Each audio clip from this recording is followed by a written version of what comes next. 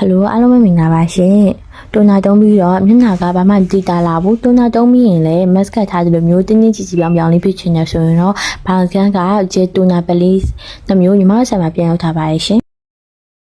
အသားရည်တင်းရင်စီပြီးချွေးပေါက်ကြီးကြီးနေဆိုရင်တော့ဘိုင်တန်ကော်လက်ဂျင်ဂျေတိုနာပလီတုံးကြည့်ပါနော်အသားရည်ကအတော့ရဲ့အကြောင်းပဲဖြစ်ဖြစ်ပင်မလို့ပဲဖြစ်ဖြစ်ရော့တိရော်ရဲဖြစ်နေပြီလားဘိုင်တန်ကော်လက်ဂျင်ဂျေတိုနာပလီရှိရင်နော်ကော်လက်ဂျင်တက်ပြီးပါလို့အသားရည်ကိုချင်းချင်းတင်းရင်စီပြီးတစ်တာလုံးနဲ့ချွေးပေါက်ကြီးကိုလည်းကျင်းသွားစီပါနော်ဂျပန်မျိုးစားမို့အသားနဲ့စိတ်ဝင်မှုကတော့ရှယ်ပါပဲနော် Glow Glass Skin လေးဖြစ်ချင်တယ်ဆိုရင်တော့ဒါလေးကိုအမြန်ဆောင်ထားလိုက်တော့နော်